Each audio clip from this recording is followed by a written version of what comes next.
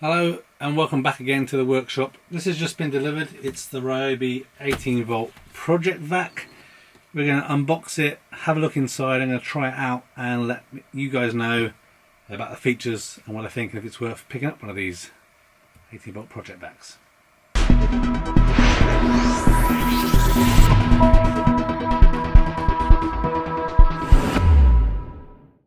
Okay, so I saw a good deal on this Project Vac, and I've been thinking about getting a different vac for both in the workshop, in the garage, and also helping out around, kind of doing stuff in the car and stuff. I had my eye on one of these for a little while, and it was, I think, 20% off, which is why I decided to pick one up. So we're going to unbox it now, show you what's inside. I will then go away, try it out for a little bit, try it out with some different batches, see how long it lasts, and then kind of come back and talk about how well it works in the video. So this is it. It's the R18PV-0 Project Vac from Ryobi. So it's unboxing it for the first time, unlike the other videos where I tend to have used it for a little bit and then come back to it. So we have inside usual Ryobi literature, which we don't really need. A sort of little nozzle of some sort here. It's just a rubberized nozzle I can fill. Okay, so this is a nozzle that we can attach onto the end of the Project Vac, which then enables us to connect it to circular saw, sanders, planes, etc. So basically gives us this easy ability to connect to different Ryobi products to have some suction. So put that to one side. Then we have the vac itself in the box. So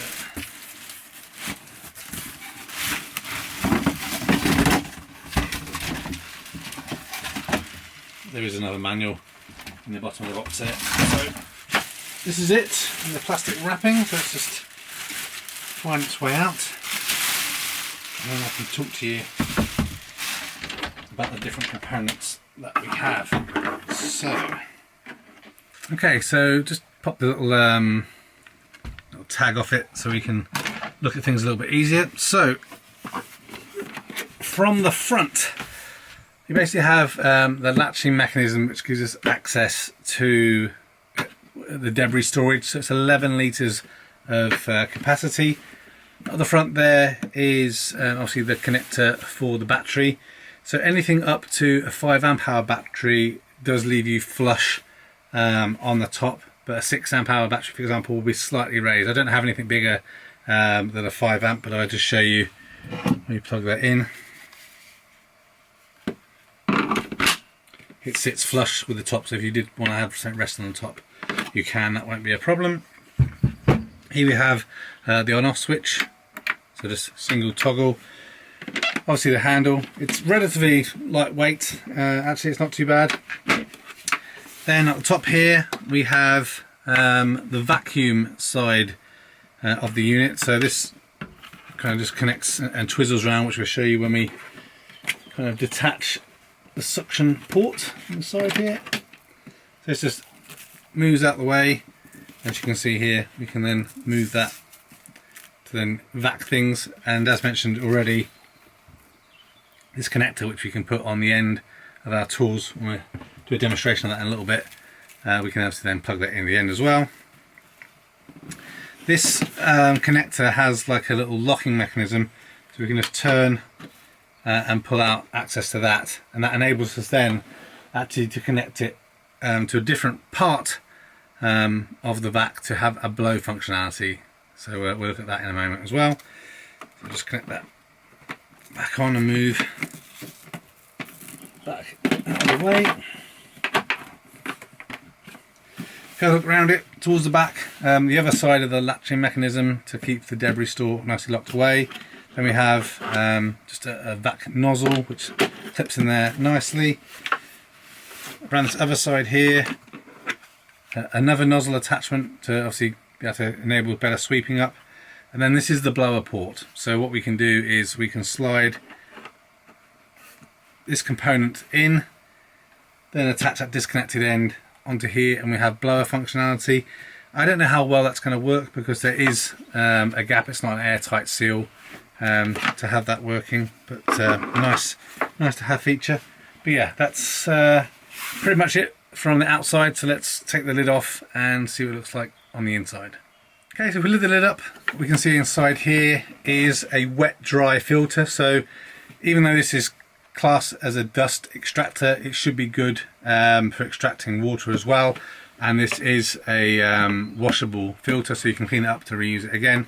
If we want to unlock it, we can see inside here, that's kind of further verification that we have the ability to clean up water with this as well.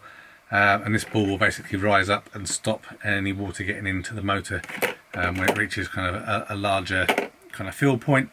Obviously, like most wet dry vacuums, it's 11 litre for dry material. It's going to be a bit less than that when you come to doing water cleanup with it. Personally, I'm not a big fan of cleaning up water unless I really need to. I do have a Vax for that kind of thing, but just it gets all dirty and gloopy, and yeah. But it's nice to know you have the option to do that. Let's just pop that to one side so it doesn't fall over. And then obviously the inside of the 11 litre bucket is pretty much that. It's just an empty plastic case. All of the weight is in that other unit. The only thing that I think is a little bit micro disappointment, I would say, is it would be nice if that attachment fitted onto this enclosure somewhere, just so that you didn't risk losing it. So I'll probably just put this on the shelf, you know, with other tools, and maybe I might see if I can 3D print something to be able to grab hold of that.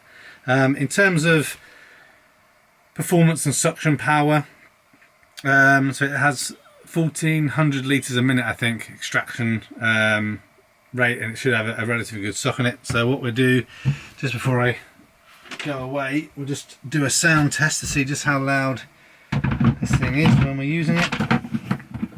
Okay, so I've got a 5 amp hour battery in here. It's only down to one level. Let's just see if it even starts up.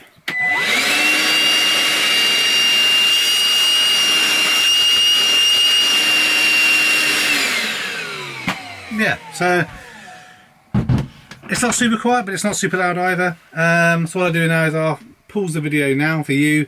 I'm going to test doing a bit of sweeping of the floor in here. Also try it in the car, attach a couple of tools to it as well, see how that works. Obviously then do a little overlay for you and come back to you with my thoughts on how well it performs, how long the battery lasts, and yeah, sum up if this is a good purchase or not. Okay, so I've just finished testing it, and the good news is it sucks really well. So let me take you through some of the things I learned in this little test. So the nozzle itself and the cord, when it's in its non-stretched form, it's about 1/2 metre, and it stretches out to about 1.5 metres. So reasonably good length for you to be able to get access into the different crevices and stuff, so it works really well. This kind of 45-degree turning mechanism actually makes it quite handy to kind of position the vac and the nozzle in the places that you want. In the 5 amp hour battery I got just about 16 minutes, 15 to 16 minutes it was, until it kind of just cut out on me and stopped working. So I think that's pretty good. Obviously that 5 amp hour battery is a big beefy battery, but you know, the vacuum is it's got good touch. It's going to use quite a lot. It picked up stuff really well, actually a little bit better I think than my Titan vac that I use here in the workshop, just as kind of a comparison. So I was really impressed actually. For something that is a portable kind of vac box, basically it works really well. I'm not sure, you know, if you have a large workshop, not like me, I have a small workshop, I think this actually would be perfect as your kind of only vac in your small workshop. I'm not going to replace my Titan vac that I have under here, that tends to most of the time being on my chop saw or on my table saw, but definitely will work handily when I'm using my portable sanders or the circular saw outside or in here. Just the fact that, you know, you can lug this along and just put it next with the, you know, with the mobile tool that you're using is really good. I did use obviously both of the suction attachments, both worked really fine. I did find when I used the nozzle, obviously it's compressing the suction, it did seem a little bit restricted. I don't know if it's, I don't know, the suction was still really good, it just felt that the sound sounded overly restrictive. So I'm not sure if there's anything you can do about that, but again, everything worked really well. My shop and my car are actually relatively clean right now, so there wasn't loads of stuff for me to kind of vac up, but I did notice when I emptied the filter and the box, actually a lot more dust and crap in there than I thought there'd be, so it's working even better than expected. I used the blow function. Obviously it's nothing like, if we use for example kind of the Ryobi blower I have here. This is obviously a purpose-built thing, but the blow function does work pretty well. As I expected, things aren't really well sealed around there, but it does channel the suction up through the funnel into the pipe and enables you to just blow any kind of dust off a saw or something and give you a good enough job at cleaning around your workspace. So that does work pretty well. And then, like I said, when using this attachment, I still wish there was somewhere that you could kind of store that on the vac itself so it doesn't get lost, because I feel like it's going to get lost if not careful. It worked well as well, so again, connected to the circular saws and that. The one thing it couldn't do is by default attach to any of my other things, so my chop saw or my table saw. I'm going to have to 3D print an adapter or something if I want to be able to utilise that with that, so it's obviously a slightly non-standard fit. Okay, so a couple of negatives, and I'm really kind of just clutching at straws, and one of these I might actually do something about myself.